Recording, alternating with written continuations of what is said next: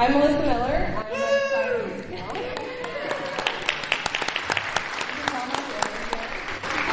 I am a science writer here in San Diego and coming to Comic-Con a long time and just love sort of bringing cool content. I'm going to have my panelists introduce themselves.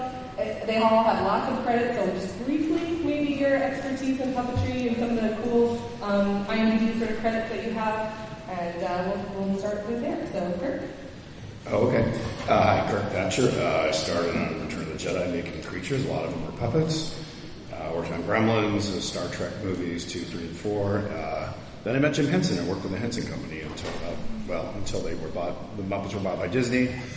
And during that, I did the TV show Dinosaurs, created the characters and wrote on that, and then did a bunch of Muppet stuff, Muppet movies, all the way up to the Muppet Haunted Mansion.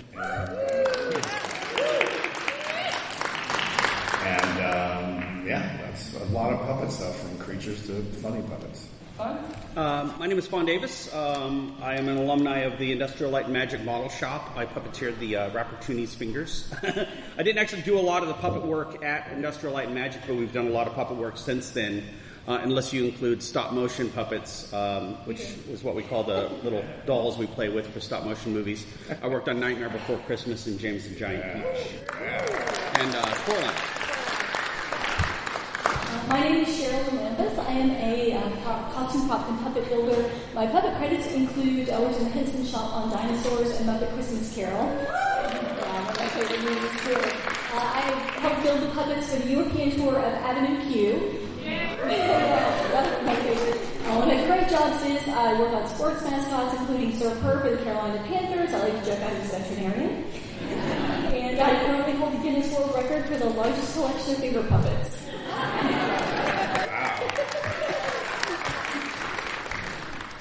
Awesome. All right. Well, I think we might as well just start. Let's get right into Muppets.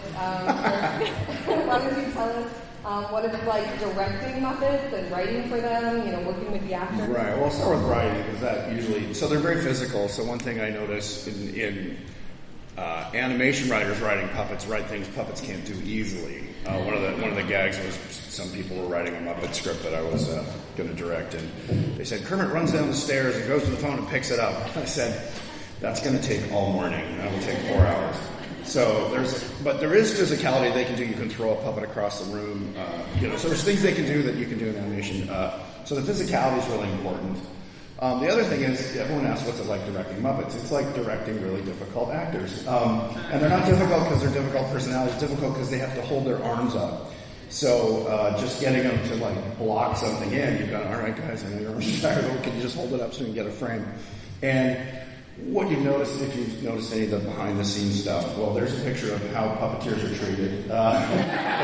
We literally dug a hole in the ground and buried them, and so their right arms are out. That was for a Henson special called Turkey Hollow. Most of them have forgiven me at this point. So it's not fun. So the one thing you really need to be aware of is their physical comfort, because they do have to perform, and very often they're in very awkward positions.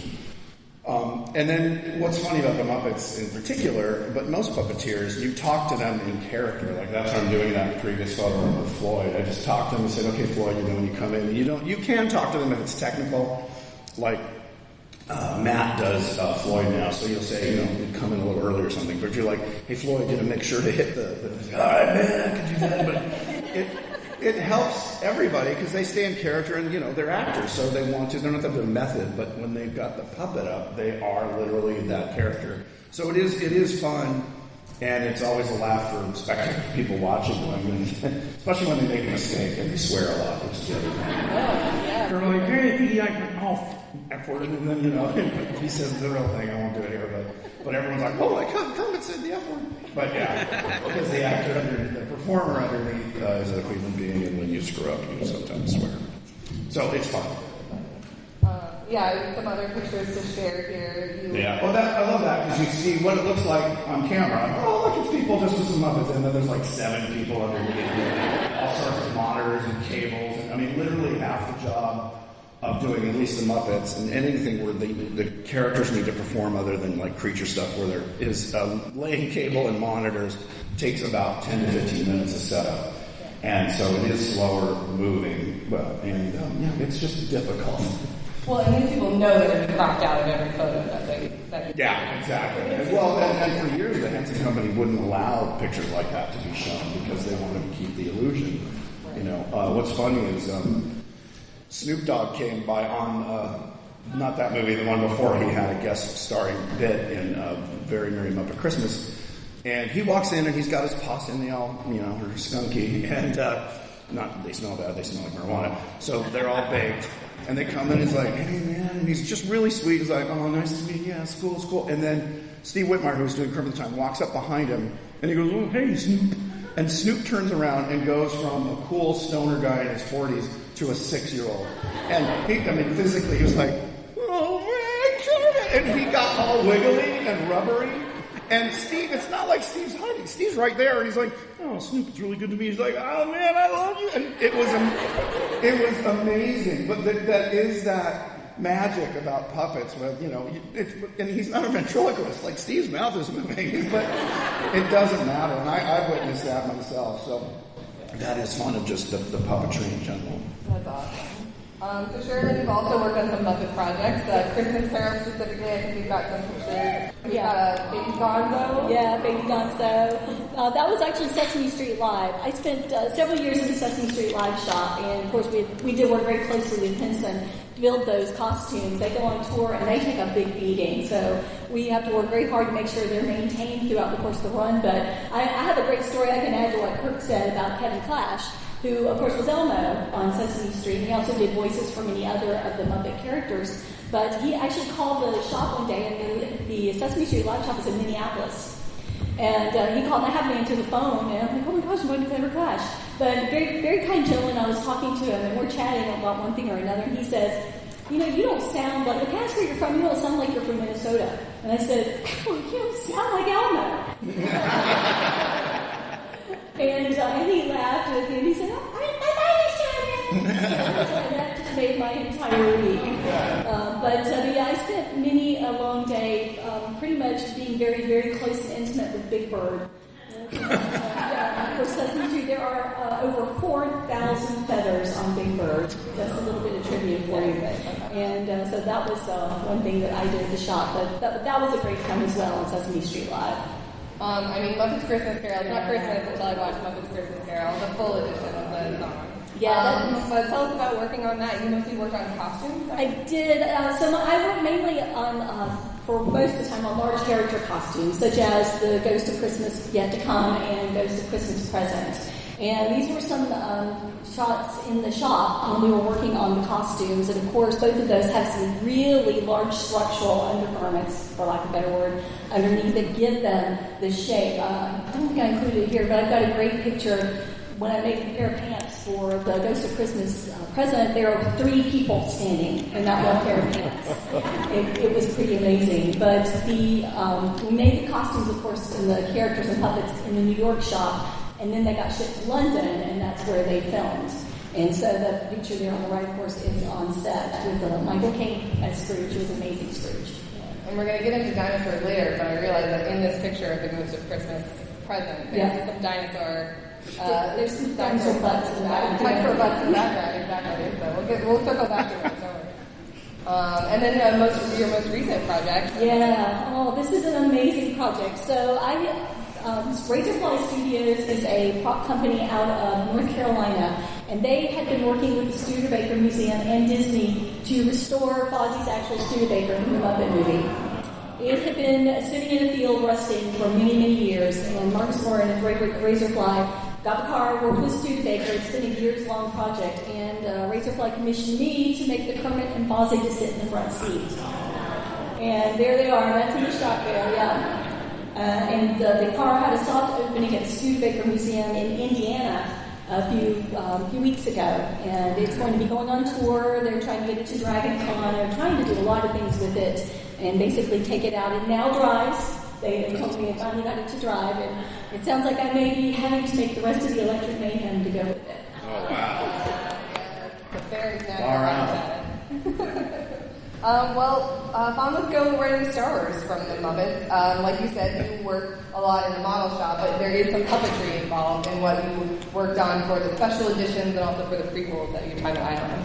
Yeah, we got to do a bunch of the creatures. We reshot the musical number for Return of the Jedi.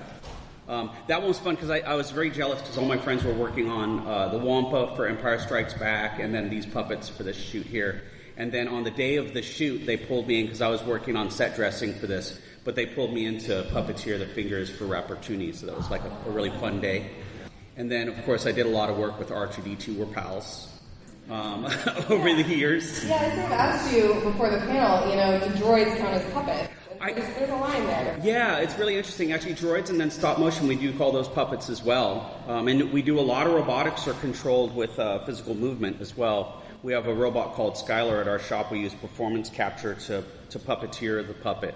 But it's a robot. So yeah, there's a lot of crossover in stop motion and in robotics. Yeah, since you mentioned Skylar, this is Skylar, is that right? Yes, that's right. Yeah, that was in a Fear HQ movie. But Skylar, it's our own design, and we actually get to rent it out since we own the IP, which is very, very rare. Usually you build a robot for a show, it belongs to the company that produced the show, but we created Skylar specifically to rent to multiple shows.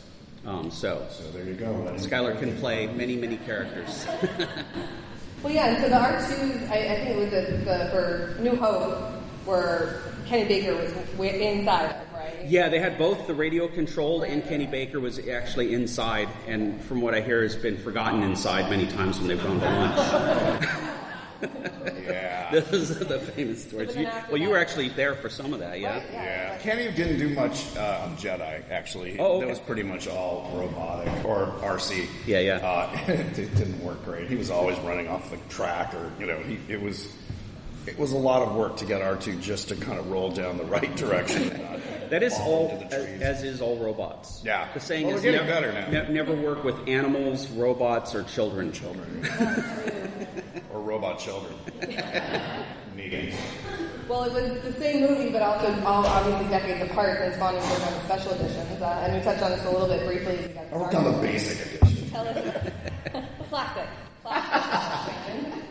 Yeah, so tons of puppets in it. These are two of them. Everyone kind of guessed Salacious was. Not a lot of people thought Jabba was a giant puppet, but, I think 3 or 4 people were in.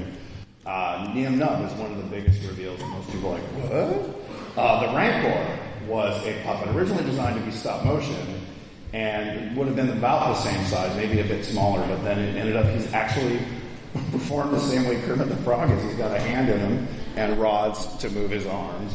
And he was shot high speed so that he looked more lumbering.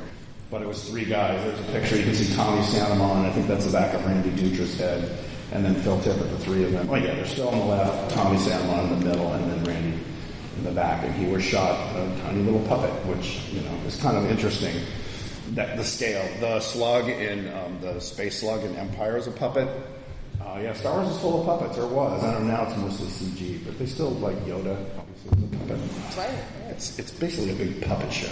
Right. Well, Fon, you still do some stuff through FonCo with Star Wars. Do you have any more ideas about what's puppetry still? Actually, when they started Force Awakens, they did move a lot towards the creature suits. So, and that's an interesting crossover as well because they're not technically puppets, but the faces are puppeteered by off-camera radio control. So, yeah. Have you been to Lucasfilm? Do you see like the Cad Bane puppetry face or whatever that someone's basically wearing? So that's It's definitely the same talent behind it. The people who puppeteer the costumes are the same ones who puppeteer creatures. Right. So Ninja Turtles and Dinosaurs, the same technology. It's a costume but with a puppeteered face. Right. Okay. Yeah, there's definitely still an appreciation for practical visual effects. Thankfully, that keeps us in business. Yeah.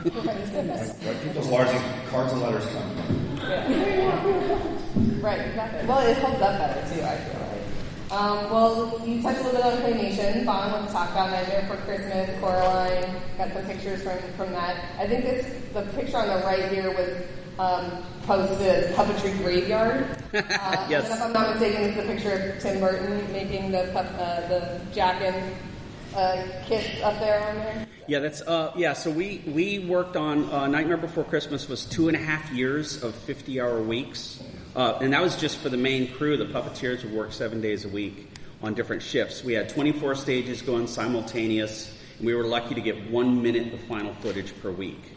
So it is a form of puppetry that requires a lot of patience. But yeah, I think the reason that they do refer to stop motion puppets as puppets is because you have the animator still manipulating the character, but just one frame at a time at 24 frames per second. So it's a very time-consuming thing to do. And at that time, we didn't have digital photography, so they would shoot all this on film. The animators could not see what they were animating until they finished the shot, which was sometimes several days. They'd have to process the film, and that would take overnight. And so we would have dailies for shots that took several days, and you may or may not have to redo that scene based on what that animation looks like. So they kept a lot in their head.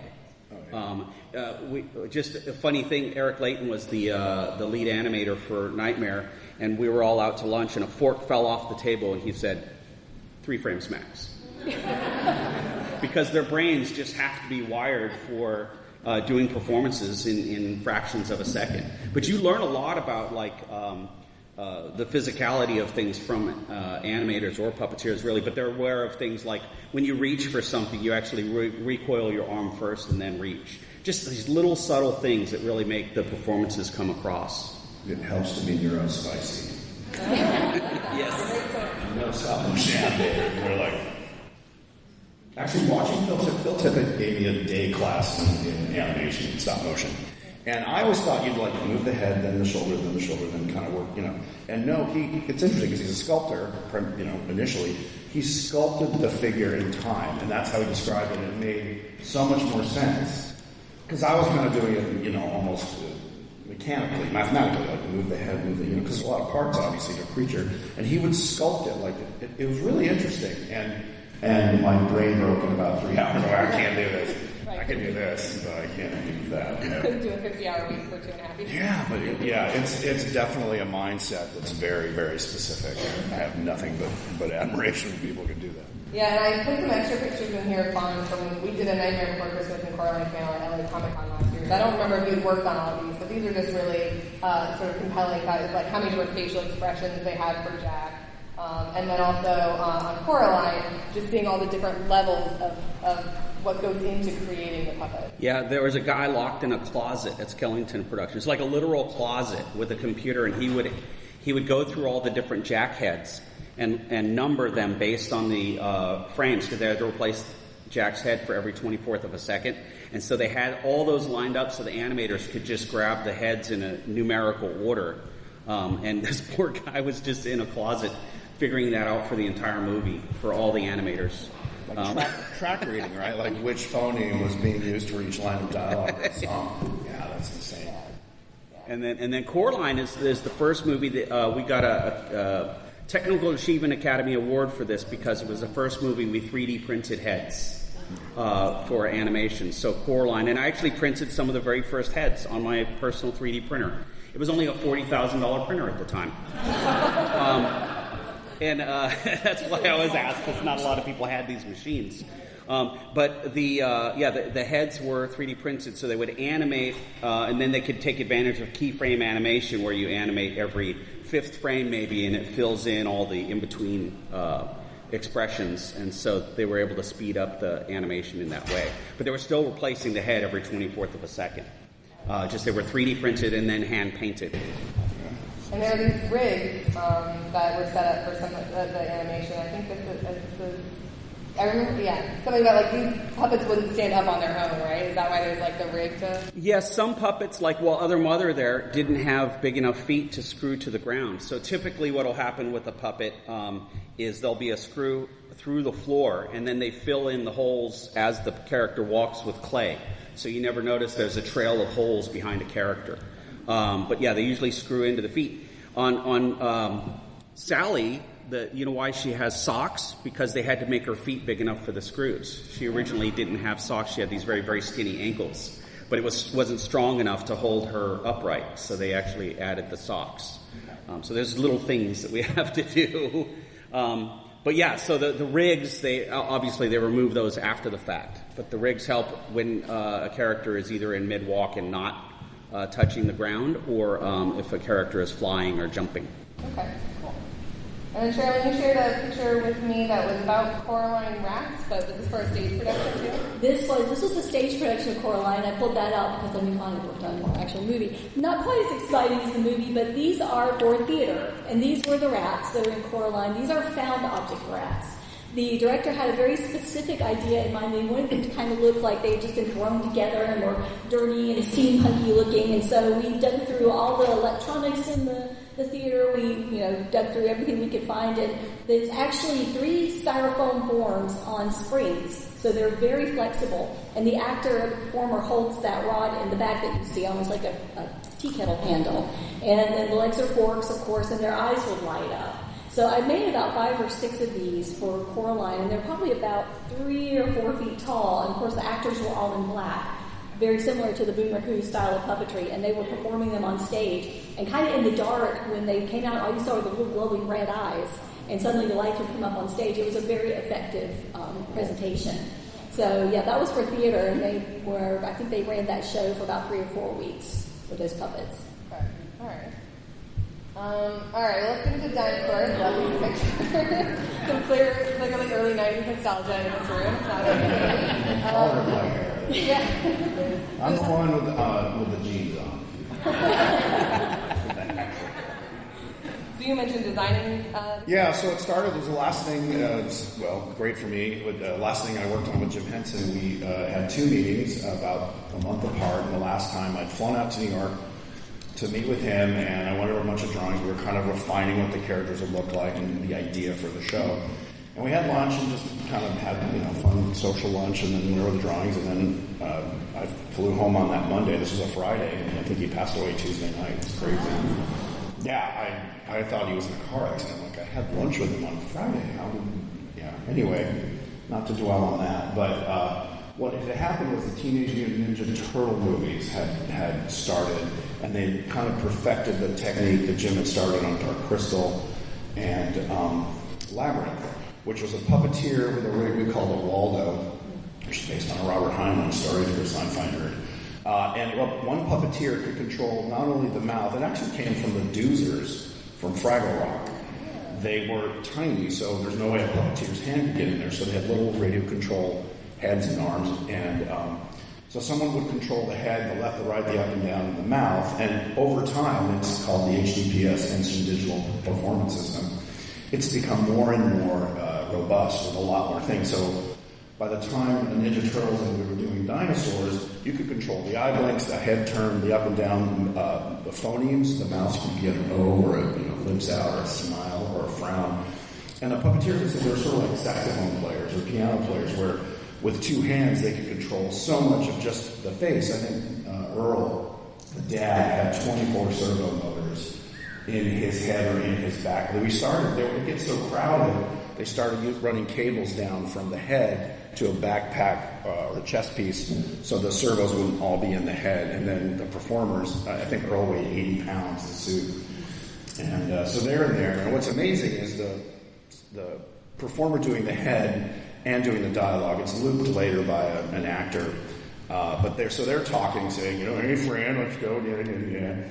And the performer in the suit is hearing that, and then they really became one performance. It wasn't like they were playing catch up. They got so good that there's a video that's been online about the baby having a meltdown, and you see him, he's pounding his fists, and he's making and that's 3 people doing it. Yeah. The puppeteer doing the hands, and the puppeteer doing the face. Actually, that's only 2, sorry.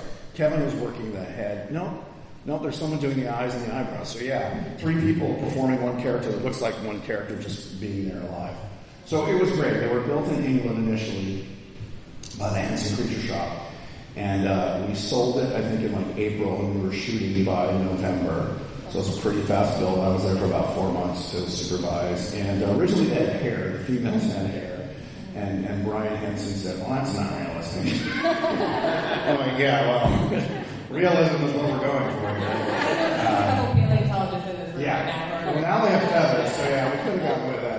I don't know, I think there's a picture of BP Richfield. So the ones that were actually fully puppets were the baby. And then BP Richfield, he was huge. His head was the size of a baby Styracosaurus. He was the big boss. Sherman Hemsley did the voice like Sinclair. And my original drawing was him crammed behind, which we did. He's crammed behind a desk, and his horns are so big he's poked holes in the ceiling. And it was cool because the head, again, was this big, and it was mounted on bungee cords. So the weight of it, because it was enormous, and had all these servos in it. But it wasn't a suit, it was a hand puppet. So he was a giant two-person puppet. Steve worked the head and the mouth, and then there was another guy doing the hands. And again, they had this one, you get up as a performer, one brain, and really fun to write for him and watch him work. So Dinosaurs, we shot it for 4 years. I think we got down, when we first did, Joe Dante was going to do the pilot. And he said, "You guys are crazy. You're not going to shoot this in a week." And they're like, "No, we think we can. We've got the technology down that they don't break." He's like, "It's going to break down every day," because he'd done Gremlins 1 at that point. Had he done Gremlins? Yeah, he'd done Gremlins 2. And he's like, "No, you guys are nuts." And I think by the end of season 1, we got it down to shooting 5 days. Now, sometimes they were 16-hour days, but they were 5-day weeks. And Cheralyn, you were part of this process too. I was, but I worked in the New York shop. By the time I started working on Dinosaurs, they had moved production, or at least building the creatures, to the New York shop. And so we would build the bodies, and they would build what were called Dinosaurs, which is a generic dinosaur that then, with a little change, became the background characters that you would see other than the main family and the other main characters. So that first photo there, we had to skin the dinosaurs, basically. We would build the body out of the foam and then a spandex covering, and then the skin was made out of a combination of several things, netting and foam and latex and the adhesives. And we basically have to cut and put the skin on the dinosaurs to fit, and then fill in the seams. And so it was quite a long process, and then they were actually, after that, shipped to LA to be painted, finished, and then they were shooting in LA at that point as well. And actually, Kirk, maybe you can confirm or deny a story for me. So because he was talking about the animatronics and the heads, and they were performed by the puppeteers, and they were radio operated, they were on a radio frequency. Yeah. And I always heard the story that when they started filming in LA, the frequency they were using was on the same one as a restricted military frequency in the area. Yes. It's true. At day 3 of shooting, there was a bunch of official police, they were like police, but military police came in, or FBI. It was nuts. And they're like, "What's going on here?" Like, "Those rubber dinosaurs." They're like, "Well, you're using a frequency that is illegal to use." And we didn't know. Yeah, that was crazy. I remember we're like, "What's happening?" We thought somebody had been dealing drugs or something. Like, one of the performers was a Colombian drug dealer. No, it was... There was a lot of crazy stories. The other thing that happened was it was either planes or something else and all the faces would just go. It would get a radio. You've experienced that when you get a radio disturbance and we don't know why. It could be solar flare. I'm so glad to hear stories too. I've heard that. We heard it in the New York shop. Like, really? Did that? Yes. That really happened. Yeah. It really happened. But one of my favorite stories is, of course, we build these things. They're huge. They are really huge. Yeah. And the shipping facility from the Henson workshop was down the street. So we would have to kind of get ready. We'd throw dinosaur bodies into a big laundry cart, cover them over as best we could, and run down the street to shipping with these big dinosaur tails waving all over the place outside the cart. And people are looking, you think people would be like, "What is that?" And no, it's New York. It's New York, yeah. They're like, "Man." So, we would take the dinosaurs down, and they would ship them out, and then, of course, finish them and film in LA. That's great. All right, well, a different kind of a dinosaur-like thing. We're going to move into motion capture real quickly. Fon, what is happening here? Oh, that's TJ Storm. He plays Godzilla for the new Godzilla movies, and the new Godzilla is a computer graphics character that is controlled by a performer using performance capture. And so we actually, for this, we just made his tail so that he could be tail aware while he did his performance. We also did tails for King Ghidorah. That was 3 different actors they would actually tie together to perform the King Ghidorah for was Godzilla King of the Monsters. But that's, like I said, we do the Skylar, and also we do we puppeteer CG characters using performance capture. It's a very common thing these days. Yeah, so what is your role on a project like Godzilla? This is weird. It's like our role is shifted when we work on computer graphics movies. We do a lot of things that no one ever sees. Like so Godzilla's tail, this is just strictly for the performer. It actually had some heft to it and had to be tied to him in a very specific way, so it sat on his rump in a very specific way so he could perform Godzilla. And then we would also do props and physical objects that would then be replaced by a computer graphics object. And we did have a performance capture volume at our studio for a time too. So some of those performances that ended up in video games and things like that would be done at our studio.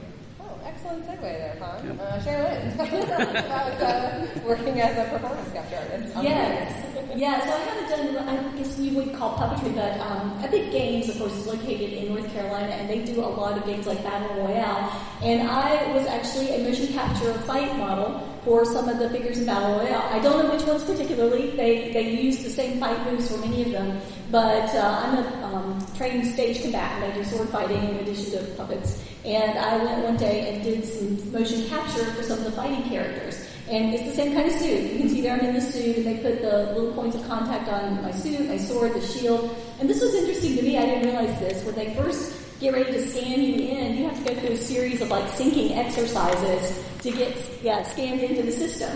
And so, you put your arms over your arms, and we did that, and then they put me through a series of moves. Swing your sword this way, hold your shield up, run and jump, and, And so I did quite a long day on doing that, but it was a lot of fun. And then at the end, you do your exercises to get synced back out of the system. Okay. Yeah, so that was my experience in motion capture. You might probably see me in one of the characters in Fortnite Battle Royale. That's cool. Yeah, one of the interesting things about performance capture is puppeteers and stage performers are the best people to transition into performance capture acting because there's so much physicality involved when you're performing for the person at the back of the stage or you're performing through a puppet. A lot of things are exaggerated. When you get a really good cinema actor, it's all about subtlety of movement, and just subtlety of emotional expression. So it's a very, very different art form. Yeah, I think I just put a couple pictures of other, sort of the famous examples here of other sort of motion capture performances. All right, well, the next thing, I have a video to show Kirk's. Why don't you tell us a little bit about Gremlins? I still have nightmares myself. Chris there is... We were testing the Mogwai when they were tinier, and you can see the fur color was different. There's a whole story about it.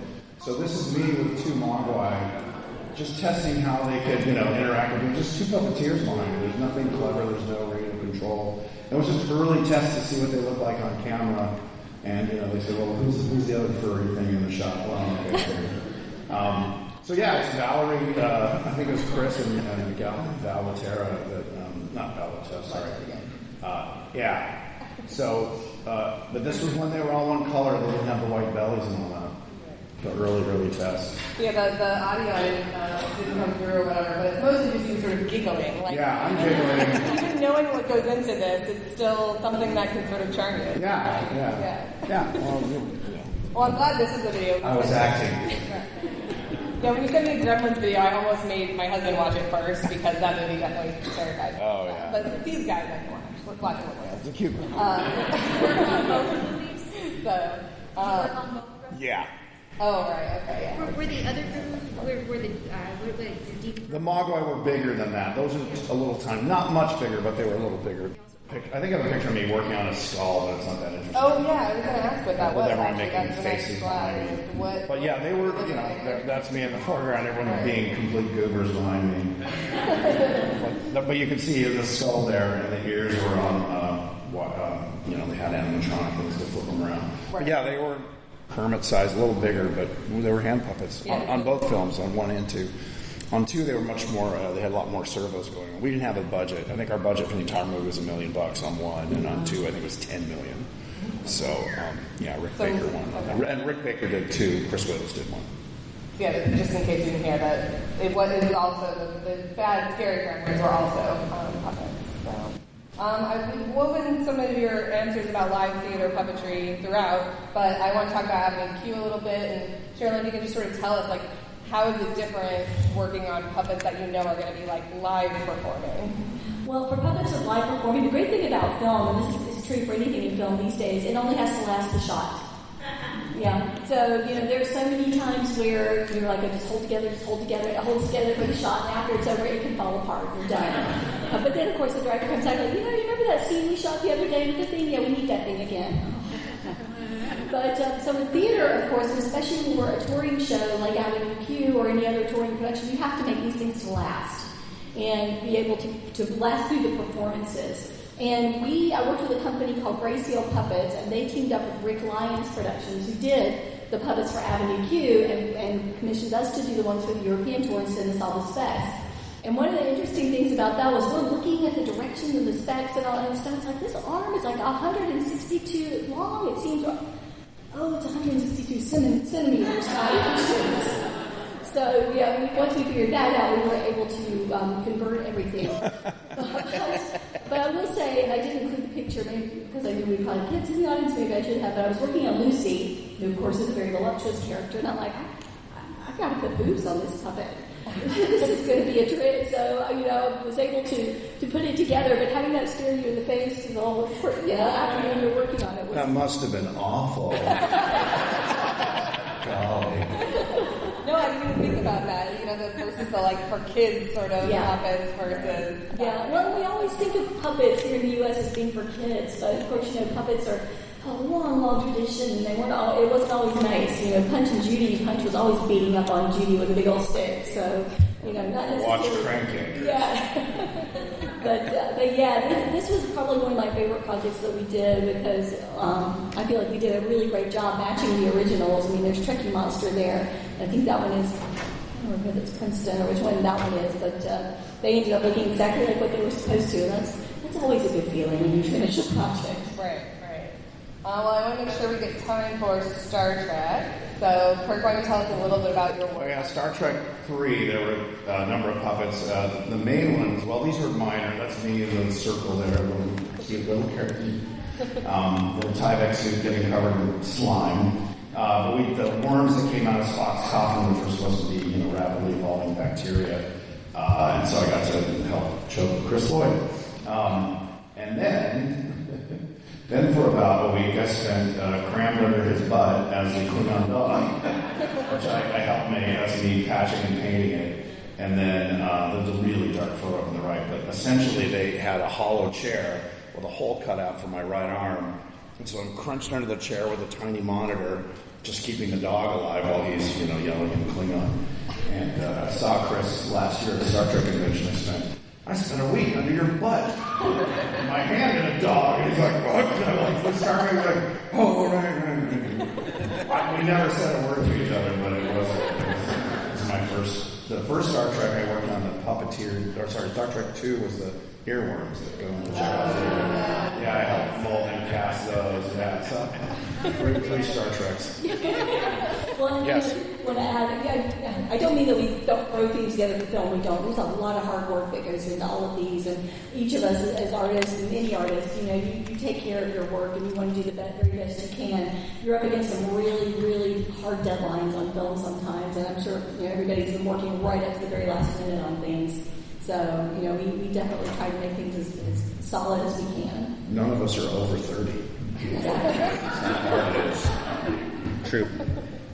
Fon, I think the last question is for you we talked about Skylar a little bit earlier, but tell us in terms of, newer techniques, the 3D printers, marrying that sort of with your traditional work. Yeah, this has been a very interesting project because we used to do, you mentioned Waldo rigs, so we used to use potentiometers and these mechanical rigs that we would strap to people to puppeteer robots like this. But now we're using performance capture, and for some stuff we just use an iPhone, and it's actually capable of tracking faces and getting all the performance of the head on an iPhone. And then we've also we've been doing a lot more puppet work in recent years than we used to because a lot of people come to our studio wanting us to bid on projects as a stop motion. And then they see the price tag for stop motion because you have to shoot a frame at a time. And they go, well, what else can we do with the same aesthetic? And puppets is the answer. So we do a lot more puppets. But there's still the same thing, like behind the scenes, we're always struggling with schedule and budget. So we've developed some really great new techniques for creating our puppets because also people are just more comfortable seeing things in the computer now. So we design all our puppets in the computer, and we could show that to the director, the production designer, the creature designers, and they can give us notes, and we do all our modifications in the computer. And then we used to sculpt the character and then make a mold and cast it, and that's a lot of labor. So now we just 3D print the mold for the puppet from the computer model, and then we just pour foam into the mold, and it's already got a hand inside. We can customize the size of the hand inside. There's all kinds of fun stuff we can do with that. So that's how we're creating puppets now, is with 3D printed molds. And Adam Savage is actually coming over next week. He's going to do an episode of Tested and video some of that. So if you watch Adam Savage's Tested, you'll get to see how we're doing these puppets. But it's a fairly new technique and really fun. It's pretty liberating because you want to do the best possible work you can, and when you have these budgets and you're trying to figure out how to stretch the dollars, finding these little tricks really help with creativity. So. Technology is not the enemy that a lot of people think it is. We really love it. Business affairs is the enemy. Well, we will have 10 minutes still for audience Q&A, but since everyone can see, I'm not in presenter mode here. Kirk, it does not do with puppetry. It has to do with Star Trek. Can you tell us a little bit about your role as Punk on Star Trek 4, which for me is one of the most that's going to haunt me till I die. Yeah, it was great. So I was working with Leonard Nimoy as his assistant, and right before we started shooting, he said, you're doing so much, I want to make you an associate director, but the DGA won't allow it, so are you okay with associate producer? I'm like, you can call me Chico the Monkey Boy, I don't care. I love working on it. So one of the scenes was this punk bit, and I'd been in a band in high school, and I had short orange hair, and I said, hey, I'm trying to do this compressed, but I said, hey, I'd like to play that role. And he's like, really? And I said, yeah, I was in a band, I kind of know the world, I can get all pumped up. He's like, well, let me think about it. So a week later, it didn't bother him, and he said, you can do it. And I said, yes. So I went and did a drawing of the character, and got in my own wardrobe. My friend who had done my hair like 4 years earlier when I was more punk gave me the mohawk, and I got to play the punk. And during the scene, there's no music, so they want clean audio on, and so I'm just going like, just keeping a rhythm in my head. And when it came to post-production, and they're saying, I remember the music executive I was in most meetings with Leonard as his right-hand guy, which was an amazing job. They said, well, we could get like Duran Duran or the Pet Shop Boys, or he was kind of doing new wavy stuff. I said, no, Leonard, no. It's got to be like True Sons of Liberty or the Dead Kennedys or the Ramones. And I remember the executive's face was like, oh, no, we're not doing that. So we didn't know what to do, and I said, hey, I will write and record a song, a punk song, because I know it and I can do something really fast. He's like, all right. I mean, he was so generous with trusting me with stuff. He's like, all right. So Mark Mangini was our sound editor. He's won 2 Oscars now. We were pals because we worked on Gremlins together. I said, hey, I literally wrote the lyrics in about 8 minutes because I was like, what is it like? What does it mean to be a punk? And it's like, I kind of hate everything, and I blame my, the generation before for nuclear war and how everything's crap. So not a lot's changed. So I Hate You just kind of flowed right out of me, and he wrote the chords, and he knew punk music, and so we recorded it at the looping stage.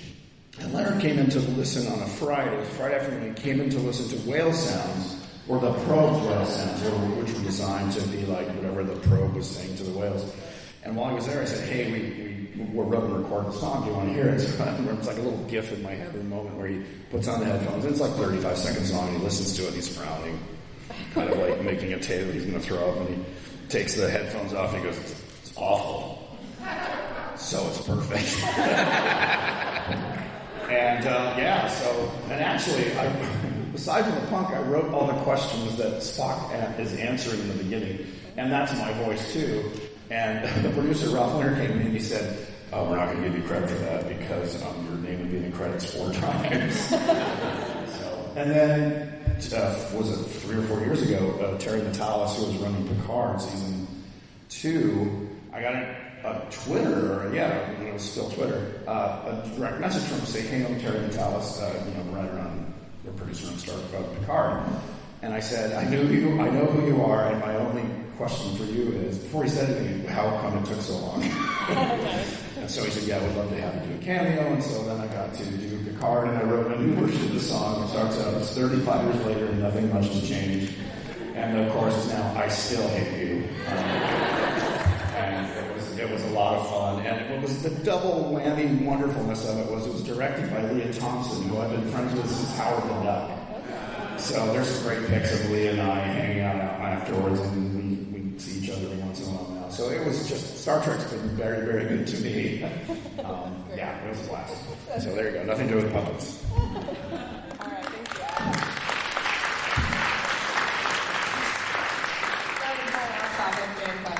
We'll go ahead and open it up for audience Q&A. You guys don't have mics, so just holler and then I can repeat the question if you have one for our panelists. Yes. Yeah. Okay, so the question is, if for those people who might still be interested in getting into practical effects, are there jobs? How's the way to get into it as things sort of switch over more to digital? Are you saying as a performer or as a puppet maker, as a builder? As a maker. Maker, yeah. Fon hires people. Yeah. There's a lot of really valuable lessons on the Stan Winston School. I do instruction on there. The Kyoto brothers have done some really great things on puppets. So you can learn a lot from that. I would say get your hands on material and just start making puppets too. Adam Kreudiger has an amazing YouTube channel about building puppets. He sadly passed away a month or two ago, but the YouTube channel still has a lot of information on like Avenue Q style, Muppet style, and then creature stuff. Yeah, Stan Winston School, I can't recommend them. And for like $400, you get everything they make. Like literally, there's like 280, 300. Fon's got stuff on there. A bunch of Muppet builders have stuff, so that's an amazing resource. Yeah, really, and then, but it really is just getting your hands on things and build a portfolio of your work, and then apply for a job at our studio, or any studio that makes puppets. I mean, that's how I started. As I was doing carpentry at the time, and I just found out every single studio that did carpentry in the San Francisco area, and I applied to all of them, and then I started getting work. But I did have to have a portfolio.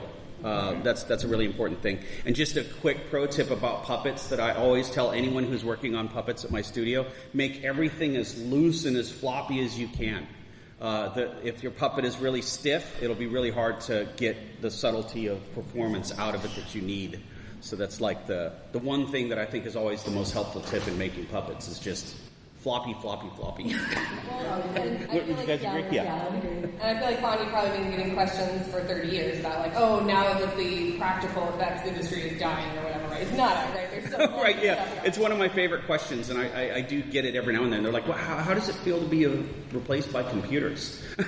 I'm like, I'm still here. I'm not replaced by computer.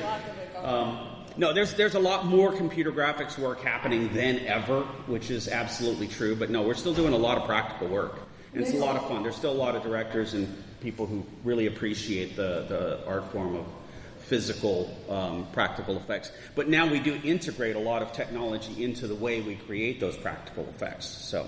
Yeah, I was just about to say that. If you ever saw Where the Wild Things Are, the suits were made, but from what I understand, the faces were CGI. Yeah, it was both. I was going to say, yeah. The mashup is great. Even with Muppet puppets, we were playing around. When I started working with Jim in the late 80s, playing around with having digital blinks and digital eye moves, because it was so much easier than putting mechanics in and having the puppeteer have to work it. You could do it in post. So the mashup thing has been really helpful. Yeah, eye blinks in particular are really popular to add to puppets after the fact. Okay. Yeah. Oh, good question. Is it still a hobby if it's a profession? Well, your finger puppets. The finger puppets were a hobby, and the finger puppets I actually started doing during the pandemic. Because, we were all stuck at home, we didn't have anything to do, so I'm like, I'm going to just sit and make these and do little videos. This is something parents and kids can do at home when they're stuck at home together. Here's how you can make a little puppet together. And as I went, I'm like, I got a lot of these. I wonder what the world record is. Well, at the time it was 200 and something. I broke that with 563. Somebody broke my record with 1517. And then I came back just earlier this year, like just a couple months ago, and broke it with 2,540. All right, you heard the gauntlet's been thrown. 3,000, you get the Guinness Book. Fon or Kirk, do you? I goof around with puppets. I just did a podcast with Scott Campbell, and I brought a puppet that I just bought online just to goof around with. So I do it for fun. I don't build for fun. That's too much work. But I have projects that I want to do for my own YouTube channel and stuff. So I'll probably, it's not really a hobby, but it's that weird middle ground. I am definitely a hobbyist outside of work that does. I do the same exact thing at home that I do at work. My girlfriend has been nice enough to give me the garage, so that is now my home laboratory. Well, yeah, I'm building 3 velociraptors at the moment. Full size. I mean, in the for the yard, like you do. And you guys built the R2s also for your Oh yeah, me and a bunch of friends. Well, actually, we built R2-D2s for the Star Wars prequels, and renovated a lot of the archive R2-D2s. When we were doing that, we were like, we should build some for ourselves. And it only took me 20 years to build mine. Evenings and weekends are a little different than when you're at a studio. So probably our final question over here, but I like it. Let's end on a negative note.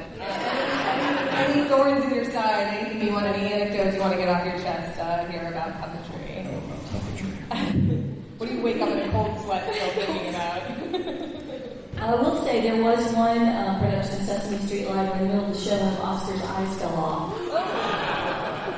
Right in the middle of the show. Can you imagine all traumatized kids in the audience at that point? Yeah, so, you definitely, I guess that's one thing I really try to be sure of. Is it strong enough? Is it good enough? Is this going to last and do what it needs to do? So, yeah. I'll say we've learned that we really, really, really have to include the puppeteer when we make puppets, or they will go to set and blame your puppet for why they can't do something. So we're really, really insistent that we either have our own puppeteers puppeteer the puppets, or we know the person, or it's got to be like a personal friend, someone who won't roast you. Yeah, I think the thorn in my side, I did a show in Iceland called Lazy Town, and the producers thought that the performers were just kind of like trained monkeys, and they treated them like, no, just get out of shot. I can't. There was a guy who's like, if you can get your head out of shot, I'm like, his head is not going to get any short. As long as his arm's not going to get longer. So really treat your puppeteers with respect, and like he said, work with them as you're building, and work with them as you're filming. And the lead puppeteer on that, a great guy named Ron Binion, was like, oh my God, thank you. They have not listened to us. They won't. I crammed people in a hole, but I made sure there was a comfortable blanket for them. So yeah, and treat your puppeteers really well, because that's what make them come alive. All right, well, thank you, Kirk, Fon, Cheralyn, for being